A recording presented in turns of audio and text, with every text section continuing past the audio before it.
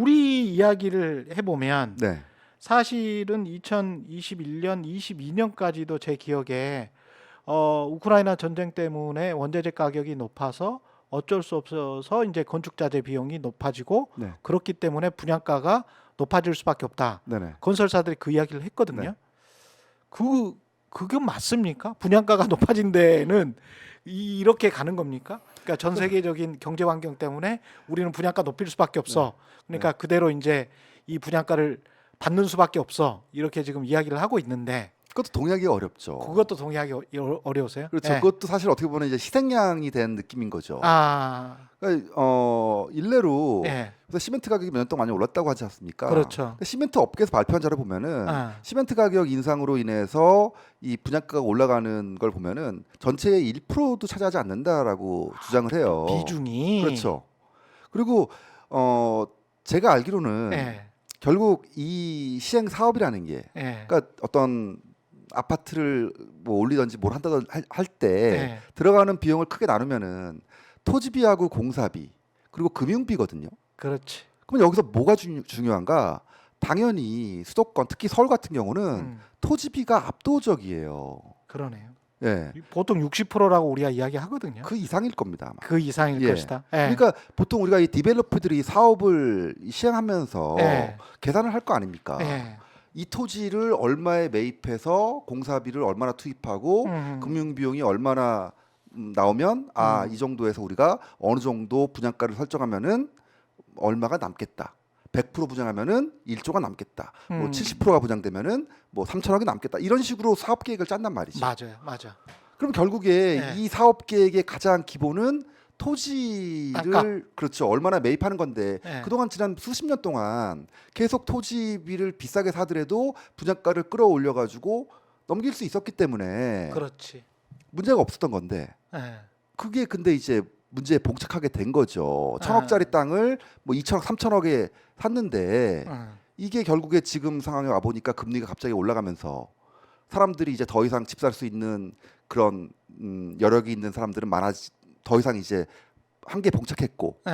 하다 보니까 결국에는 PF 사태가 터지는 거고 그렇죠. 그렇죠. 그러니까 이런 것들이 그냥 어떻게 보면은 시장 논리로 보면은 당연히 문제가 된 회사들은 망가지고 문 닫고 이 땅을 다시 토해내고 이 땅을 다시 경매로 싸게 산 사람이 다시 시행 사업을 시작하면은 당연히 분양가는 확 떨어지겠죠. 그렇죠. 근데 이제 그 과정에서 음.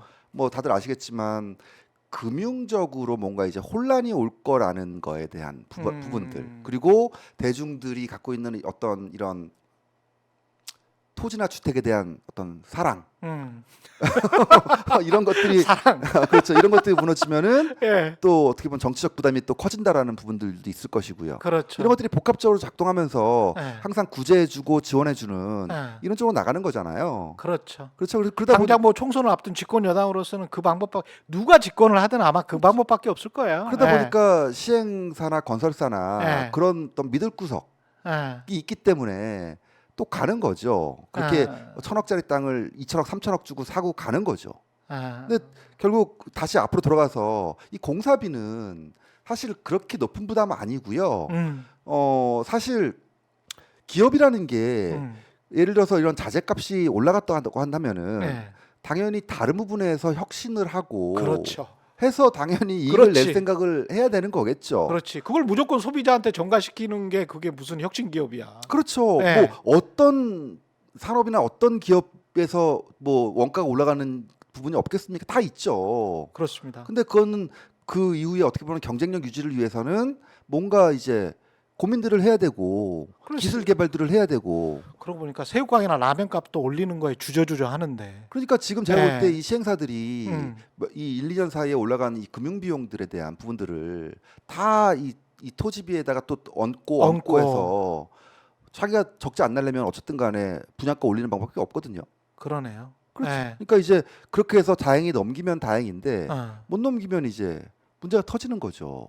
그러니까 토지비, 공사비, 금융비용 중에서 토지비하고 금융비가 네. 한 80% 이상은 될 텐데 그렇죠. 그거를 소비자한테 다 전가시키면서 네. 변명 삼아서 야 이거 자재값 인상분 때문에 어쩔 수가 없다. 그렇죠. 제가 조사한 바에 따르면 예. 지난 한 10년 동안 그 공사비 같은 경우, 그러니까 그 건설 그쪽에서 발표한 거 보면은 이런 건설 공사비가 뭐 한 70% 80% 정도 올랐다고 주장을 해요. 예. 근데 그 기간 동안에 아까 말씀드렸던 산업금속 가격 같은 경우는 그 10년 동안에 한 15% 정도 올랐습니다. 그렇군요. 네, 그렇기 때문에 아. 이게 뭔가 어디서 전가되는 부분이 분명히 있다라는 거죠. 그게 그들의 유통망이 좀 잘못됐든지 아니면 시멘트 업체가 폭리를 취하든지 건설사들의 주장은 뭐 시멘트 업체가 폭리를 취한다 그런데 이렇게 주장을 하거든요. 그럼에도 불구하고 네. 저는 이 시멘트도 마음만 네. 먹으면 얼마든지 공급 늘릴 수 있는 부분이에요. 사실은 아. 이게 사양 산업이기 때문에 이제 환경 안 좋아진다 그래가지고 다 시멘트 회사들 이제 망한 거거든요. 지금까지 보면은. 그렇죠. 근데 시멘트 뭐 만들기 어려운 건 아닙니다. 그리고 시멘트 만드는 데 있어서 비용의 한 30% 정도는 그 전기 즉 그 석탄 가격이 되게 중요하거든요. 아. 석탄 가격 지금 계속 떨어지고 있어요. 그렇구나. 그러니까 뭐 시멘트 공급이 못 만들어서 못 찾아서 그런 건 아니에요. 만들려고 마음만 먹으면 또 만들 수 있습니다.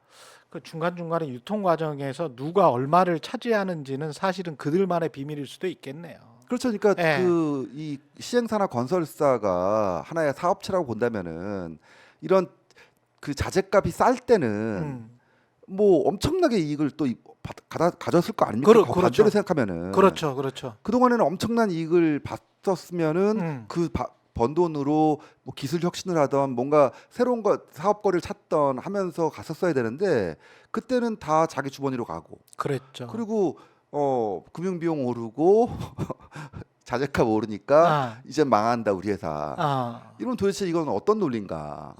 사업이라는 게 그 우리 망하니까 소비자 당신들이 좀 버텨줘라. 그렇죠. 이 가격에 제발 사줘라. 네. 그리고 정부도 이 가격에 사도록 각종 금융 규제나 뭐 이런 것들을 다 풀어버리고. 좀, 예. 좀 극단적으로 얘기하긴 예. 했지만은 예. 이익은 내 거고 예. 비용은 니께 돼버리는 그러네. 이런 거는 좀 분명히 문제가 있죠. 이익은 내 거고 비용은 예. 내게 되어버리는. 네. 예. 올해 전망은 어떻습니까? 2024년 지금 1월이 지났습니다마는 그 바로 그 직전을 생각을 해보면 수에즈 운하 관련해 가지고 후티 반군이었나요? 네. 예.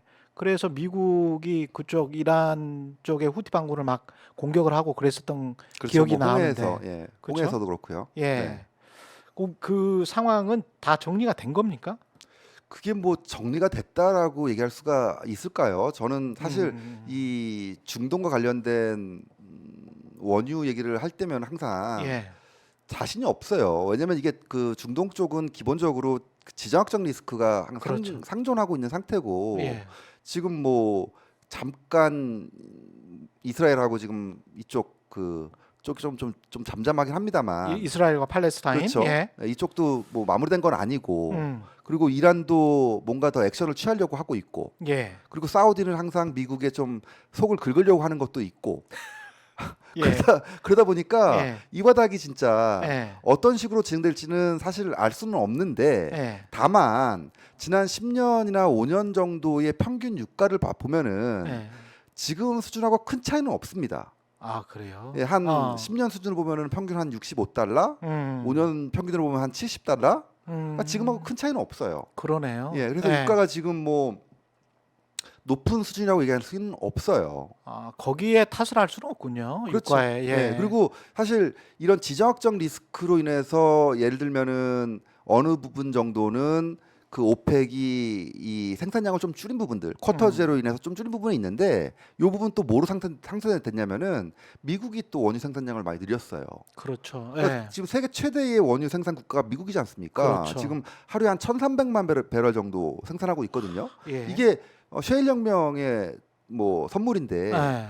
그 2014년 정도 하고 비교해 보면요. 지금 10년 정도 지났는데 미국의 원유 생산량이 무려 2배 이상 증가했어요. 2014년에 비교하면 네. 엄청나네요. 엄청나죠. 예. 엄청나네요. 그렇죠. 그러니까 사실 미국이 복받은 나라라고 볼 수 있는 게 만약에 미국이 지금 그 2014년 정도의 원유 생산량을 유지했으면은 정말 계속 지금 중동에 끌려다녔을 거예요. 인플레이션 때문에 더 고통받았을 거고. 그렇죠. 예. 아마 제 3차 오일 쇼크 이상이었을 겁니다. 음. 근데 그동안 셰일로 인해서 셰일 오일이 많이 나오면서 미국이 에너지 패권을 일정 부분 가져왔거든요. 예. 그래서 그런 부분들이 사실 지난 10년 동안 미국이 더 독야청청 그러네. 팍스 아메리카나가 오게 된 계기라고 볼 수가 있습니다. 지금 세계에서 경제 성장률 제일 높은 나라 선진국에서 제일 높은 나라 미국이고요. 그러네요. 세계에서 유일하게 전고점 뚫고 있는 증시 미국입니다. 그러네요. 그러니까 예. 이게 지금 미국은 복받은 나라라고밖에 표현할 수는 없어요. 원유의 측면에서 봤을 때도 사우디나 중동의 국가 가장 부국이라는 사우디, 원유 부국이라는 사우디도 10년, 아까 14년부터라고 말씀하셨으니까 한 10년 사이에 원유 생산량을 2배를 늘릴 수가 있습니까? 거의 없을 것 같은데. 미국을 제하면 불가능하죠. 그죠? 10% 20% 늘리기도 쉽지 않습니다. 그러니까 네. 저도 그렇게 그리고 들었었는데. 중동은 기본적으로 예. 이 가격 협상력을 항상 그 자기들이 갖고 있는 가장 큰 무기로 본단 말이에요. 예. 근데 이 가격 협상력을 좌지우지하려면은 당연히 이 다른 어디에서도 네. 원유 생산이 급증하는 곳이 없어야겠죠. 그러네요. 예, 그렇기 때문에 그 오펙의 힘이 커졌었던 건데 예. 이 미국 셰일 혁명으로 인해서 셰일 오일이 펑펑 터지면서 그렇지. 어떤 의미에서는 이 페트로 달러, 오일 달러의 파워가 약해졌네. 약해졌었던 거죠. 그리고 제가 그 본 거에도 그 비축 시설, 생산 시설이랄지 그런 거를 더 짓고 뭐 생산량을 늘리고 하는데도 뭐 몇 개월이 최소 걸린다. 최소. 네.